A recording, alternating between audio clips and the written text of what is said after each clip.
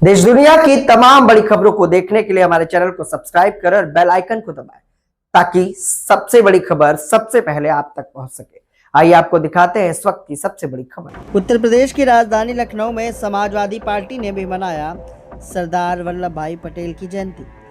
इस अवसर पर अखिलेश यादव ने एक अहम प्रेस कॉन्फ्रेंस आयोजित की। उन्होंने सरकार और भारतीय जनता पार्टी पर जमकर निशाना साधा। उन्होंने बीजेपी को लेकर क्या कुछ कहा, ये आपको दिखाते हैं इस खास रिपोर्ट। अतिथियों से और सभी सम्मानित साथियों से आग्रह है, एक संकल्प राष्ट्रीय एकता दिवस के अवसर पर हम सब लोग लेंगे। मैं इधर से वाचन करूंगा, आप उसे दोहराएंगे। जी, खड़े होकर के।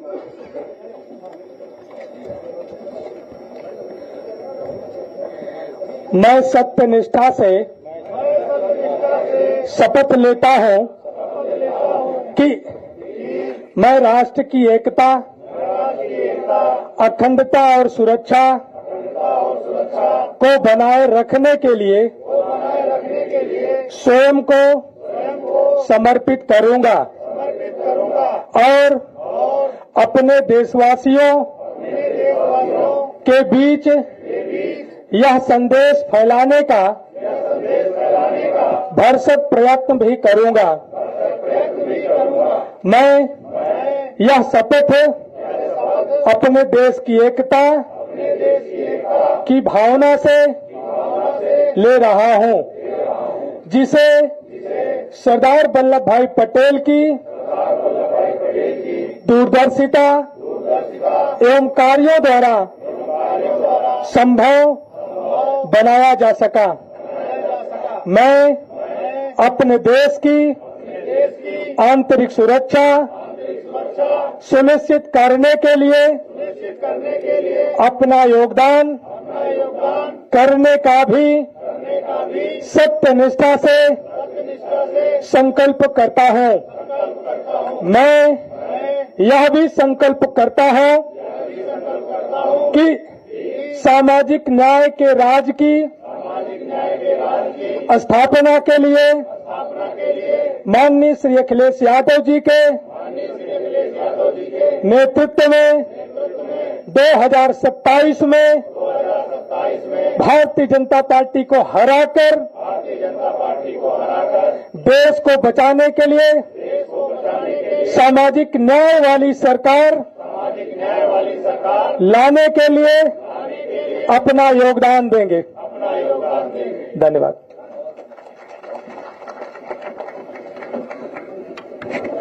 Doctor R K. वर्मा जी, नरेंद्र वर्मा जी, आशुतोष वर्मा जी, लालजी वर्मा जी, हमारे पार्टी के अध्यक्ष रहे नरेशोत्तम जी पटेल जी और बड़ी संख्या में विधायक चित्रकूट से लेकर के और सभी साथी जो आज आए हैं। आज पार्टी कार्यालय में हम सब लोग मिलकर के 150वीं जयंती सरदार पटेल जी की मना रहे हैं।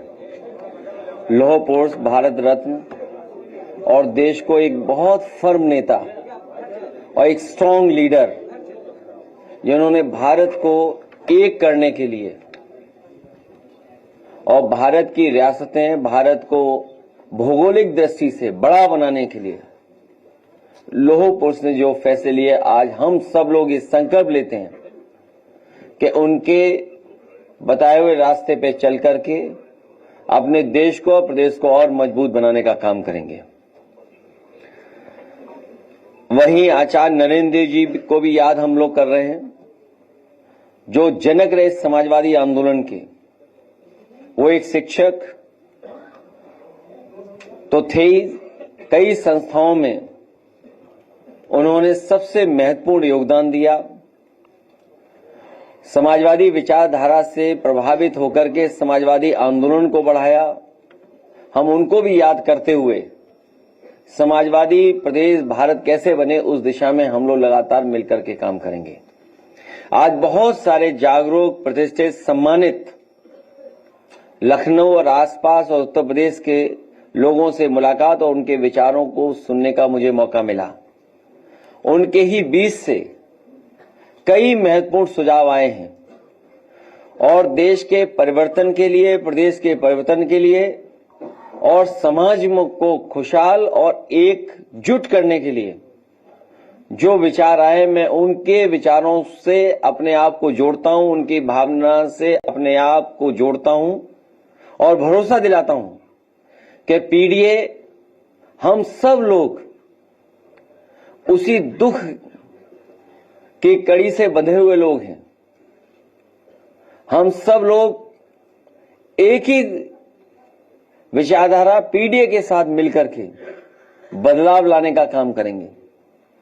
जहां सुझाव आए वहीं ये भी बात रखी गई कि आने वाली पीढ़ी के भविष्य को बनाने के लिए मॉडर्न और समय के हिसाब से जो पढ़ाई और टेक्नोलॉजी है, अगर उस तरह की यूनिवर्सिटी बने सरदार पटेल जी के नाम पर, तो वो हम लोग बनवाने का काम करेंगे आने वाले समय में। उनके सम्मान के लिए भी कोई बड़ा काम और भी करने का काम करेंगे।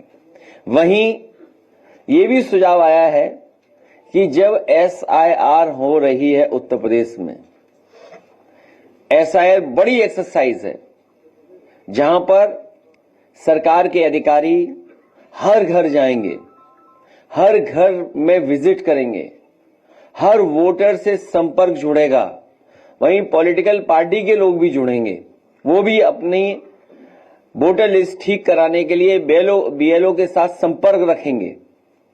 उस समय हम लोग मांग करते हैं कि जब इतनी बड़ी एक्सरसाइज हो रही है हर वोटर की और इतनी बड़ी वोटर लिस्ट बनने जा रही है, तो एक महत्वपूर्ण डेटा जो हम सब लोग मांग करते रहे हैं, उसके लिए केवल एक कॉलम और बढ़ाना है।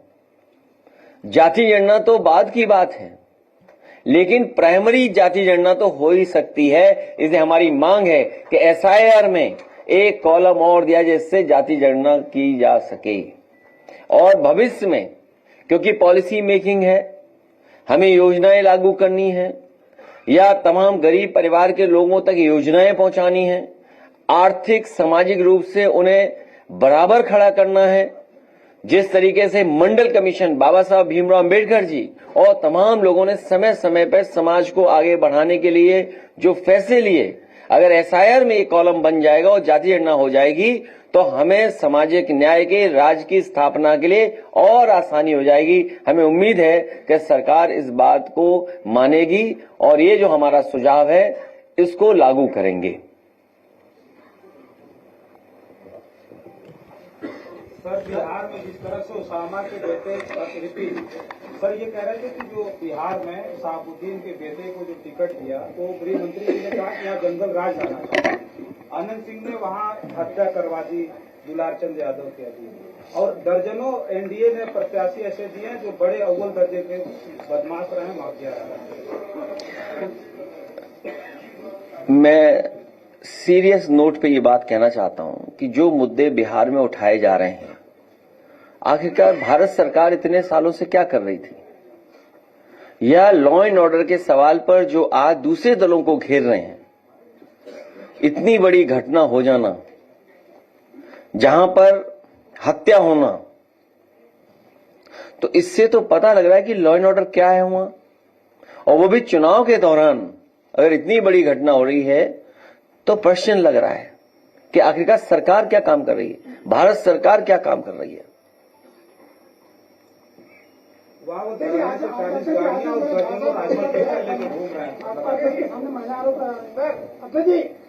आजमगढ़ में भाजपा के कार्यक्रम में भाजपा की महिला कार्यक्रम आरोप लगा रही कि महिलाओं को भाजपा में शोषण हो रहा है। इससे पहले भी आपको पता होगा, एक प्रदेश के अध्यक्ष से उन्होंने पूछा योजना कैसी चल रही है, इनको पहचानते हो? तो याद है उस महिला ने क्या कहा था? मुझे याद नहीं आ रहा।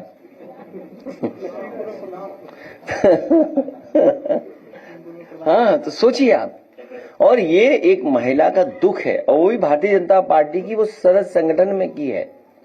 अगर उसका दुख ये है तो सोचो और न जाने कितना दुख होगा। इसीलिए आंकड़े अगर हम देखते हैं तो सबसे ज्यादा असुरक्षित महिलाएं, बेटियां कहीं हैं तो वो उत्तर प्रदेश में हैं। और अभी हाल में ही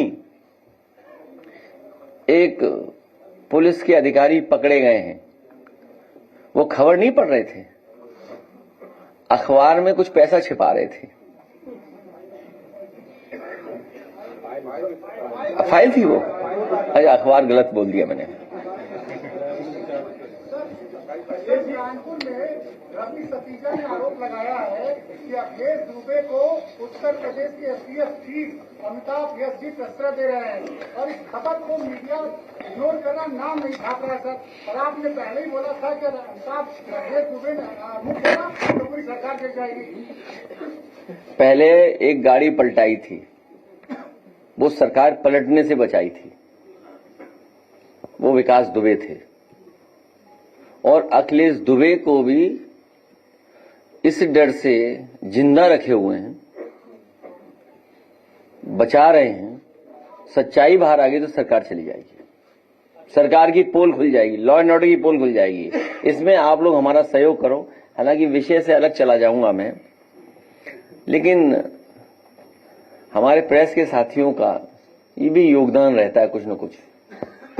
अभी हाल ही में त्योहार के समय पर मैंने कहा सुझाव दे दूं एक आपको, मैंने सुझाव दिया।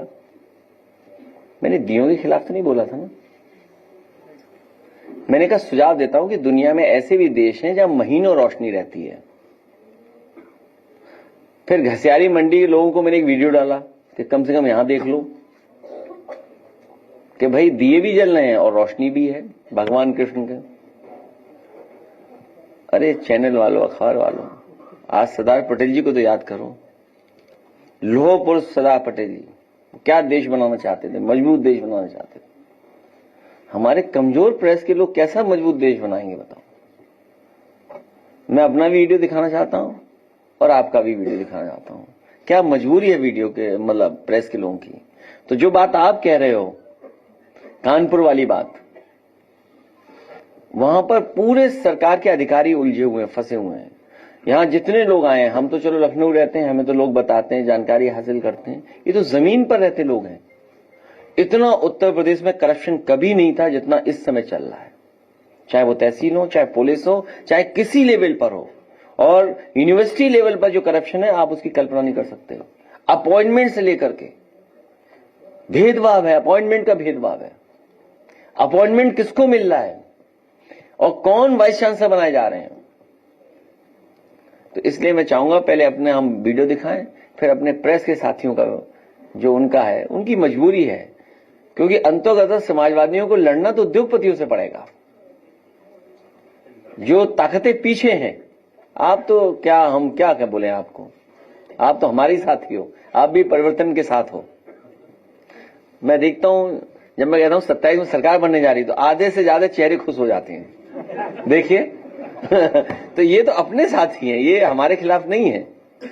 इनके जो पीछे ताकतें हैं वो हमारे खिलाफ हैं। सरकार ने गन्ना किसानों, अरे गन्ना, आज हाँ गन्ना को बोलते हैं, हाँ, गन्ना किसानों का जो मूल्य बढ़ा केवल 30 रुपए बढ़ाया है, लेकिन सरकार उससे ज्यादा तो अपने प्रचार में खर्च कर रही है। देखिए जो रुपया और बढ़ना चाहिए। हमारे किसान जो गन्ने की पैदावार कर रहे हैं, गन्ने की कीमत अच्छी मिलनी चाहिए और कम से कम वो भाव मिलना चाहिए जिससे उसके परिवार में खुशहाली आए, लाभकारी मूल्य हो। लाभकारी मूल्य के लिए रास्ता निकालना चाहिए। और तब जब सरकार मुनाफा कमा रही है, मुनाफा सरकार कमा रही है और सरकार के लोग कमा रहे हैं मुनाफा। कितने वर्ष लग गए उन्हें गन्ने की कीमत बढ़ाने में, और विज्ञापन कितना बढ़ा दिया इन्होंने, और अंग्रेजी के अखबार में विज्ञापन दिया। बताओ कितने किसान पढ़ लेंगे अंग्रेजी के विज्ञापन को। क्या हम इतना पेमेंट कर चुके, इतना पेमेंट कर चुके, अंग्रेजी में लिखा हुआ है। और खाद है नहीं, डीएपी है नहीं, कीटनाशक दवाइयां महंगी, डीजल कितना महंगा था। हाँ, एनपीके कुछ भी नहीं है, एनपीके नहीं है, बताइए आप। और फिर जब धान तैयार है हमारे किसानों का, बताओ कहां खरीद हो रही है धान। एमएसपी जो तय है वो भी कहीं उपलब्ध नहीं, कहीं दे नहीं ले पा रहा किसान। कोई जिला नहीं, ये फतेहपुर के कहीं एमएसपी नहीं मिल रही होगी। 16-17 में बताइए आप कौन ले जा रहा है। और एमएसपी का जो ऐलान है वो कितने का है, वो आखिर का बीज का कौन ले जा रहा है पैसा। सोचिए कहां जा रहा है पैसा। और आपको मैं बता दूं, गन्ने के कीमत तो बढ़ाई, प्रचार बड़ा किया, लेकिन आप एक खबर नहीं सुन पाए और आपने भी जानी होगी, मंडियां बेचने की तैयारी है। जो 3 काले कानून थे किसानों के, उसमें ये भी ऑप्शन था, उस कानून में ये भी था कि प्राइवेट की जाएंगी मंडियां प्राइवेट हाथों में होंगी। तो आप बताइए, एक सरकार जो गन्ना किसानों का इतने वर्ष लग गए बढ़ाने में, जो जिससे लाभ भी नहीं मिल रहा है, कोई लाभ नहीं मिल रहा, और बहराइच की चीनी मिल 100 करोड़ से ज्यादा पैसा लेके भाग गई, बंद कर दिया, और तमाम मालिकों से मिली हुई सरकार रही है। जब हमारे आपको धोखा दे रहे थे प्रचार से, तो पीछे मंडी बेचने का फैसला ले रहे थे। बताइए मंडियों की कीमत क्या है? यहां जितने लोग जानते हैं, मंडियां बहुत कीमती जमीन पर हैं। शहरों में जो मंडियां हैं, उसकी जो रियल एस्टेट वैल्यू है न जाने कितनी है। तो रियल एस्टेट वैल्यू को देखते हुए मंडियां नहीं चलाना चाहते, किसान को नहीं लाभ देना चाहते, वो मंडियां बेचने की तैयारी कर रहे हैं। बीजेपी रामराज की, इसलिए वीडियो देखिए। एक सवाल है, बीजेपी रामराज की बात ये की जगह बात करती है, लेकिन हमारे काकोरी में एक दलित बुजुर्ग को अग्रणी कार्यकर्ता के द्वारा प्रसाद करवाई जाती है। न केवल मेरे साथी, ये अन्याय दलित समाज के साथ तो है ही है, लेकिन अभी बलरामपुर की घटना आप लोगों ने सुनी होगी और देखी भी होगी कि किस तरीके से सत्ता पक्ष के लोग और स्वजाति भाई लोग किस तरीके से अपमानित कर रहे हैं, और जान लेने गए। बताइए, हत्या करने गए। थाना बलरामपुर नगर की कोतवाली का है, जहां पीड़ित समाज के साथ ही अन्याय हो रहा है बड़े पैमाने पर, और न्याय नहीं दे रही सरकार। क्या आप कल्पना कर सकते हैं कि इतना अन्याय इस सरकार में, और जो कहती है 0 tolerance for law and order. काय का 0 टॉलरेंस है आपका? दलित वहां मारे जा रहे, दलितों से यहां अन्याय हो रहा है, पिछड़ों के साथ वहां अन्याय हो रहा है। और BLO और ADM इलेक्शन देखने वाला अधिकारी कौन होगा? एक भी पीडीए का नहीं है। ये क्या तैयारी है आपकी? जब अयोध्या हार गए ये लोग, अयोध्या का चुनाव अलग कराया, और अयोध्या के जो प्रिसाइडिंग ऑफिसर बनाए गए थे और जो चुनाव के अधिकारी बनाए गए थे, वो बाकायदा खास लोगों को बनाया गया था, जो सरकार के खास लोग हैं उनको बना करके भेजा गया था। खैर, वीडियो देखिए, फिर प्रेस की भी न्यूज देखिए और वीडियो देखिए कि हमारे प्रेस के साथी क्या करते हैं। अभी इसके बाद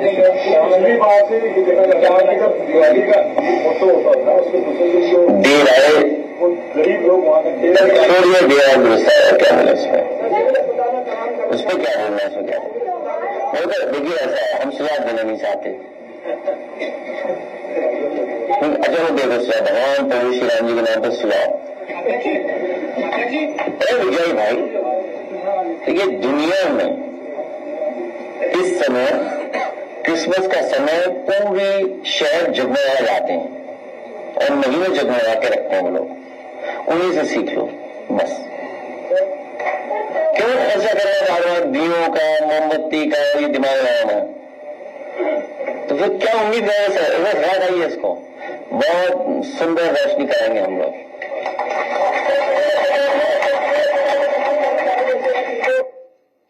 अब प्रेस की रिपोर्ट है। अयोध्या में दिए मोमबत्ती जलाना फिजूल खर्च लग रहा, फिजूल खर्च।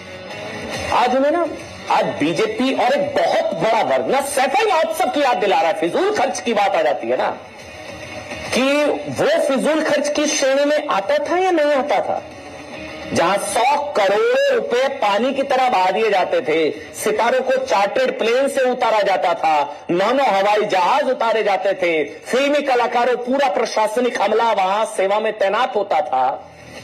आप जानते हैं कि रिपोर्ट के मुताबिक, सुनिएगा, फिजूल खर्च की बात कर रहे हैं ना अखिलेश यादव जी, फिजूल खर्च, ये फिजूल खर्च की श्रेणी में आते हैं। मीडिया रिपोर्ट्स के मुताबिक 2014 में सैफई महोत्सव पर 334 करोड़ रुपए खर्च किए गए थे। इनको दियों से कष्ट हो रहा है। 334 करोड़, ये नहीं था फिजूल खर्च।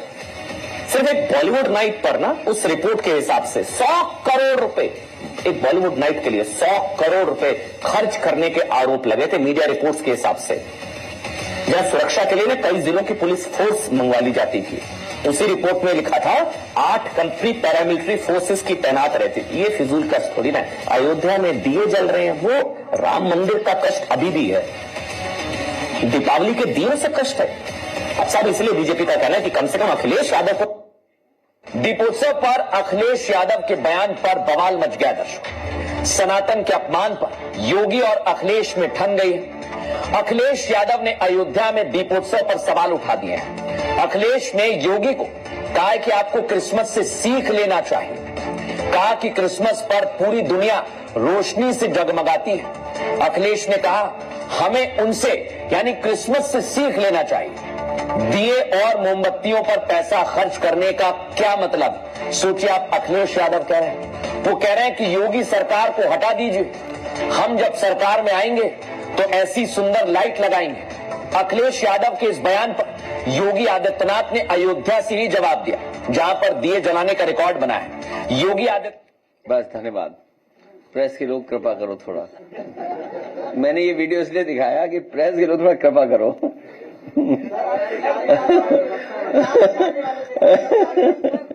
प्रेस के लोग भी कृपा करें थोड़ी सी। वो मैं वीडियो दिखा नहीं सकता वो वाला। मैं जाऊंगा, जाएंगे तमाम। डॉक्टर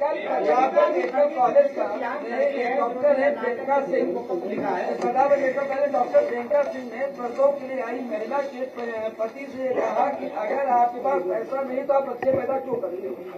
और इसी तरह की दूसरी घटना मिर्जापुर में हुई, जहां प्रसव के लिए महिला गई और अस्पताल के बाहर कीचड़ था, इसलिए एम्बुलेंस ने थोड़ी दूर गेट के बाहर उतार दिया और कीचड़ में ही प्रसव हो गया। क्या बताएं मेडिकल के लिए। ये घटनाएं, सूचनाएं लगातार मिल रही हैं और बीजेपी के तमाम बड़े नेता जो सरकार में हैं, जब इन्हें अच्छा इलाज कराना होता है तो समाजवादी सरकार में बना हुआ मेदांता अस्पताल में जाते हैं। मैं उत्तर प्रदेश के लोगों को भरोसा दिला सकता हूं कि जिस तरह कैंसर इंस्टीट्यूट बना है, वर्ल्ड क्लास कैंसर इंस्टीट्यूट, या लोहिया अस्पताल में फ्री इलाज होता था, सैफई मेडिकल यूनिवर्सिटी में फ्री इलाज होता था, केजीएमयू में गरीबों के इलाज के लिए अलग से फंड दिया जाता था। किसी भी गरीब परिवार के सदस्य को अगर अस्पताल भेजा जाएगा तो उसका फ्री इलाज होगा, उस पर कोई भी अतिरिक्त खर्चा नहीं आने दिया जाएगा और मेडिकल की वर्ल्ड क्लास फैसिलिटी प्रोवाइड करेंगे। जब 4 लाख करोड़ के लगभग यूपी का बजट समाजवादी सरकार में था तो बड़े पैमाने पर 108, 102 एम्बुलेंस चलाई गई थी, जिससे फोन करने पर गरीब के गांव घर पहुंच करके एम्बुलेंस अस्पताल तक ले जाती थी। आज तो 8 लाख करोड़ है। आने वाले समय में समाजवादी सरकार बनेगी तो न केवल एम्बुलेंस बढ़ाया जाएगा बल्कि सुविधा अस्पतालों में दी जाएगी, जिससे किसी भी गरीब को इस तरह की समस्या का समाधान फेस न करना पड़े। दूसरा, इनकी सरकार में इलाज कराना, अगर आप इलाज कराने गए तो पता लगा आपको भी ओटी में पहुंचा देंगे। जब होश आएगा ओटी में तो कहोगे हमें तो इलाज किसी और चीज का चाहिए था। सोचिए, आप दाएं पैर में बताओगे कि प्लास्टर बांधना है, कहो बाएं बांध दें। इनके स्वास्थ्य सेवाएं पूरी खत्म हो चुकी हैं।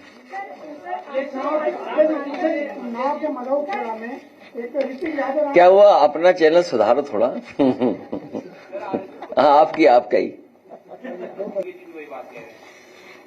नहीं, ये सच्चाई है। और जब अंडरटेकिंग दी थी, गिवन अंडरटेकिंग, तब आरएसएस पे बैन हटा था। अंडरटेकिंग क्या माने हम इसको। और आपको दूसरी बात और बता दें, ये जो भारतीय जनता पार्टी है, इसकी ओरिजिनल पार्टी आरएसएस है, वहीं से निकले हैं। और जब भारतीय जनता पार्टी का गठन हुआ था, उस समय भारतीय जनता पार्टी के गठन के समय पर उनका जो प्रेसिडेंशियल भाषण था, उसमें यह तय किया गया था कि सोशलिस्ट और सेकुलर विचारधारा पर भारतीय जनता पार्टी चलेगी। तो जैसे वो झूठ बोलते हैं वैसे झूठ बोला था उन्होंने उस समय भी। क्या ये सेकुलर रास्ता है इनका? क्या सोशलिस्ट रास्ता है? आप पूरे देश की इकोनॉमी चाइना को दे रहे हैं। आप पर हर दिन अमेरिका के राष्ट्रपति दबाव बना रहे हैं और आपने बाजार खोल दिया उनके लिए।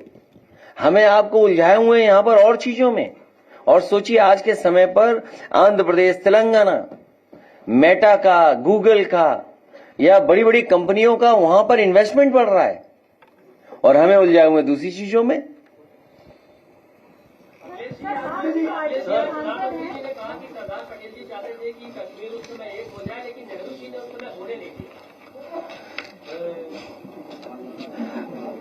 जो आज की भारतीय जनता पार्टी और हमारे जागरूक पत्रकार, भारत का क्षेत्रफल 2014 में क्या था और भारत का क्षेत्रफल आज क्या है।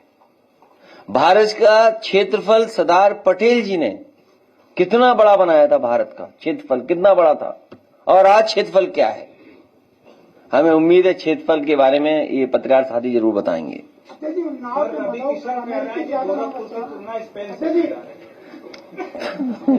हमें कोई बताए स्पेन नक्शे में कहाँ है? स्पेन कहाँ है नक्शे में, बताओ ना। अच्छा, कोई क्यूटो से कर रहा है तुलना। अच्छा, क्यूटो बनाना था बनारस को, गलियां तोड़ रहे हैं जो बहुत पुरानी गलियां थी। नया चीज नहीं बनानी, कोई पुरानी गलियों को तोड़ रहे हैं। न जाने कितना नुकसान हो रहा है और मुआवजा जो मिलना चाहिए था मार्केट वैल्यू वो नहीं मिल रहा है। झगड़ा तो यही है कि मार्केट वैल्यू क्या है, आप मार्केट वैल्यू नहीं दे रहे हैं। आपने कहा क्यूटो बना देंगे। अरे आप गूगल करके कभी तस्वीर तो देखो, वीडियो तो देखो, क्यूटो क्या है। आज के समय में धोखा नहीं दे सकते हैं। आज से 10 साल पहले आप धोखा दे देते। मैं कोई बात कहता आप तुरंत चेक कर लोगे गूगल करके, बहुत से प्लेटफॉर्म वहां पर चेक कर लोगे आप। ये संभव पहले नहीं था। तो आप कह रहे हैं हम क्यूटो बना देंगे, कोई कह रहा है स्पेन जैसा। अरे गोरखपुर स्पेन जैसा देखेगा, न जाने कितना गांजा पकड़ा जा रहा है पूरे उत्तर प्रदेश में। हाँ, उससे तो मिलता है स्पेन थोड़ा बहुत। स्पेन की लाइफ से थोड़ा बहुत मिलता है, हालांकि इसमें बुराई मान जाए कोई।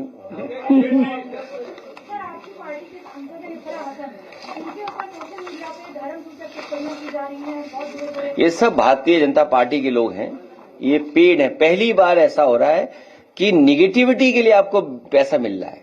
आप किसी की इमेज को डैमेज करो उसके लिए पैसा मिल रहा है। ये भारतीय जनता पार्टी ने पहली बार, और देश के पॉलिटिकल इतिहास में शायद पहली बार ऐसा हो रहा होगा कि निगेटिविटी के लिए पैसा मिल रहा है, अच्छाई के लिए पैसा नहीं मिलता है। अखिलेश जी, मल्लिकार्जुन खड़गे साहब का एक बयान आया, उनका मेरी निजी विचार है, मेरा आरएसएस बैन होना ही चाहिए। मैं एक काम करूं, मोबाइल लाए हो ना अंदर, मोबाइल लाए हो ना अंदर, आप चैट जीपीटी पे चेक करो क्यों बैन किया था सरदार पटेल जी ने। चेक इट आउट, चेक करो ना। हैं, हम घबराए हुए हैं, देखो। अरे चैट जीपीटी चेक करो ना क्यों बैन हुआ है, क्यों। गूगल पे चेक कर लो भाई। गूगल और चैट जीपीटी मैं तो लाया नहीं हूं भाई, ये तो भारत सरकार ही लाई होगी ना। खड़गे साहब का जो मानना है उससे मतलब आप इत्तेफाक रखते हैं? अरे मैं इत्तेफाक नहीं कर रहा, मैं आपसे कह रहा हूँ चैट जीपीटी निकालिए। अच्छा, चैट जीपीटी निकाल के मैं पढ़ देता हूँ। कोई बताइए चैट जीपीटी पे क्या सवाल है तुम्हारा, है? नो नो नो, तुम खैरी साहब ने क्या सवाल क्या है? आरएसएस बैन होना ही चाहिए। Why was RSS banned? मेरा निजी विचार है। Why RSS was banned? राष्ट्रीय स्वयं सेवक, देखो जो चैट जीपीटी बता रहा है, अगर मैं उसको ट्रांसलेट कर दूं आम और आप वही माने तो, राष्ट्रीय स्वयं सेवक RSS बैन 3 बार हुआ इंडियन हिस्ट्री में, 3 बार। हिंदी में इनसे पढ़वा दें, अंग्रेजी में हम पढ़े दे रहे हैं, हिंदी का अंग्रेजी हिंदी ट्रांसलेट करते रहेंगे, ठीक है। एक तो महात्मा गांधी जी को 30 जनवरी 1948 by Nathuram Godse, who had earlier been associated with the Hindu Mahasabha and had link with RSS। तो दोनों संस्थाओं को बैन किया था सरदार पटेल जी ने, दोनों संस्थाओं को। और उन पर इल्जाम था कि उन्होंने राष्ट्रपिता महात्मा गांधी की हत्या में उन साजिश की है। और उस समय the government led Jawaharlal Nehru ji and Vallabh bhai Patel जी 4 जनवरी को इंडियन पेनल कोड 188 के तहत बैन हुए थे। तो ये तो चैट जीपीटी बता रहा है, हम थोड़ी बता रहे हैं। अब केस कर दो चैट जीपीटी पे, अगर कर सकते हो तो कर दो। और क्या पूछना है बताओ, आई आस्क। नहीं, मैं ये कह रहा हूँ खरगे से हाँ, अब देखिए क्यों, आपकी राय से आप इत्तेफाक रखते हैं, मैं ये अब हाँ, अब जो सवाल आप पूछ रहे हो उस सवाल का नेक्स्ट जवाब है, the ban ordered accuse the RSS of spreading communal hatred and violence. बताओ आज फैला रहे हैं कि नहीं फैला रहे हैं? क्यों बैन हुआ था? बैन इसलिए, ये मैं नहीं कह रहा हूं, ये मैं नहीं कह रहा हूं, पत्रकार साथियों, नहीं फिर ऐसी न्यूज बनाओ तुम, जो अभी मैंने दिखाई कि सैफई में इतने खर्च हुए थे। अब देखिए गवर्नमेंट क्या रीजनिंग दी गवर्नमेंट ने उस समय कहा कि spreading communal hatred and violence. क्या इन बीजेपी के लोग नहीं कम्युनल हेट्रेड फैला रहे हैं? हमारे पत्रकार साथी ने बोला, एक नाम के बारे में पूछा, हम चुनाव प्रचार में जा रहे हैं, अरे हमारे मुख्यमंत्री जी तो बच्चों से खेल रहे हैं आजकल, हर दिन देखते हैं, हफ्ते 10 दिन 15 दिन वाले एक बच्चे को गोदी में उठाते हैं। अच्छी बात है, बच्चों के प्रति प्रेम होना चाहिए, और नाम बदलने का तो उनका पुराना स्टाइल है। अब मैं ये कहूं कि चैट जीपीटी से पूछ करके ओबामा का नाम, वो क्या नाम था, ओसामा, कि ओसामा का कोई नाम दूसरा बता दो हिंदी में या अरेबिक में, तो बहुत शेर सिंह नाम आ जाएगा। तो योगी जी को नाम बदल देना चाहिए था, उसका नाम अच्छा नहीं लग रहा था ओसामा, तो शेर सिंह नाम कर देते। तो अब second line, creating an atmosphere that led to Gandhi's assassination, कि उन्होंने वो वातावरण पैदा किया जिसकी वजह से राष्ट्रपिता महात्मा गांधी जी की हत्या हुई। ये आरोप लगा आरएसएस पे और हिंदू महासभा पे, और engaging and sacred and supporting activities against the state, और इस भारत सरकार के खिलाफ अंडरग्राउंड गलत प्रचार करना, वो आज भी हो रहा है। मुख्यमंत्री अभी बिहार गए थे, तो ये तो अब बताइए क्या करें। वो तो हिस्ट्री हो चुकी है। अच्छा चलो, चैट जीपीटी यही पूछते जो बात आप कह रहे हो,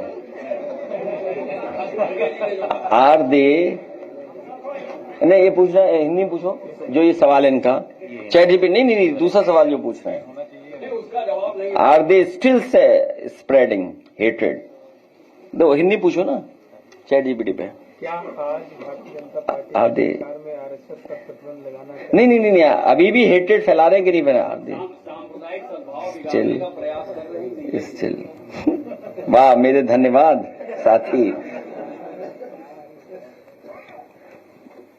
अब चैट जीपीटी भी बैन होगा। हाँ आ रहा है, वो तो आ रहा है, देखा। Yes, that's a very fair and important question and result depends on who you are. Rashtriya Swayamsevak, yes RSS, पूछो आरएसएस के बारे में ही पूछ रहे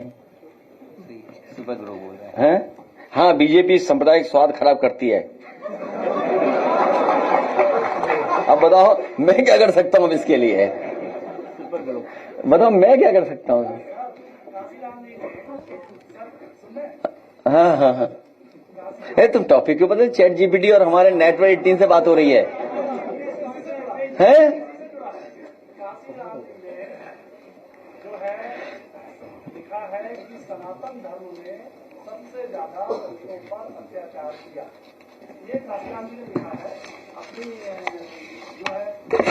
में जो उनकी पुस्तक आई। धरती पर, पूरे धरती पर जाति के आधार पर भेदभाव कहीं नहीं है जितना भारत में हुआ है, और जितना दलित अपमानित हुआ है या दलित के साथ जिस तरह का व्यवहार हुआ है, शायद धरती पर व्यवहार इस तरह का किसी जाति के आधार पर नहीं हुआ होगा। आओ नेक्स्ट सवाल चैट जीपीटी।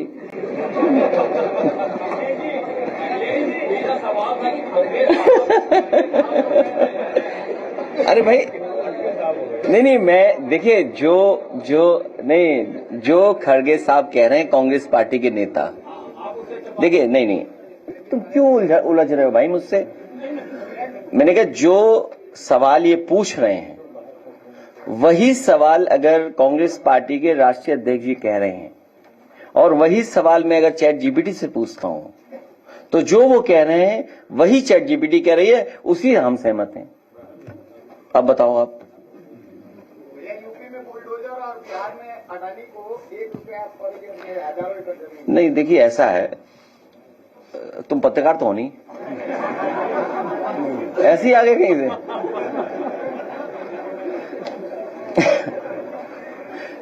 नहीं, हम एक काम करेंगे, यूपी में सरकार बनाओ, कोई भी उद्योगपति हो और अगर 10,000 लोगों को नौकरी दे, 20,000 लोगों को नौकरी दे, तो हम उसे चवन्नी में भी दे सकते हैं जमीन।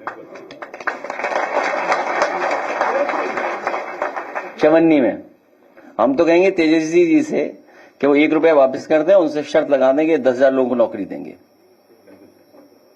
1 रुपये की बात है ना, वापिस हम चवन्नी में देंगे। भाजपा नेता है विजय कुमार निरहुआ, खेसारी को कह रहे हैं कि वो यादव है ही नहीं, हिंदू विरोधी है। क्या है? अरे तुम पत्रकार ही नहीं हो यार। तुम पत्रकार नहीं हो, तुम ऐसे ही हो बस मित्र। वहाँ पे बिहार में कहते हैं मुख्यमंत्री जी, वहाँ पे बुलडोजर आया था, उसको तारीफ कर रहे थे, लेकिन मेरठ में एक बड़े पैमाने पर वहाँ पे बुलडोज किया गया, एक बिल्डिंग बुलडोज की गई है, वहाँ के व्यापारी बहुत परेशान है। देखिए, वो बीजेपी की दुकानें जा रही है ना। मुझे कोई साथी बता रहा था कि ये फैसला पहले भी आया था समाजवादी सरकार में, तो उस समय हम लोगों ने दुकानें नहीं टूटने दी थी। उन सब लोगों ने बीजेपी को वोट दिया है, तो रिटर्न गिफ्ट मिल रहा है बुलडोजर का। मैं एक बार फिर अपने सभी नेताओं का, जहां उपस्थित हैं नरेश उत्तम जी, लालजी वर्मा जी, उत्कर्ष वर्मा जी, आर के वर्मा जी, राजन चौधरी जी, नरेंद्र वर्मा जी, आशुतोष वर्मा जी, एसपी सिंह जी, HN पटेल जी, संदीप पटेल जी, अनिल पटेल, पंकज पटेल, अनिल वर्मा, इन सभी साथियों का, और जिनका नाम मेरा छूट गया है, बहुत सारे साथी हैं, पटेल यात्रा चलाने वाले बहुत सारे साथी लोग हैं, मैं सबका धन्यवाद और आभार प्रकट करता हूं।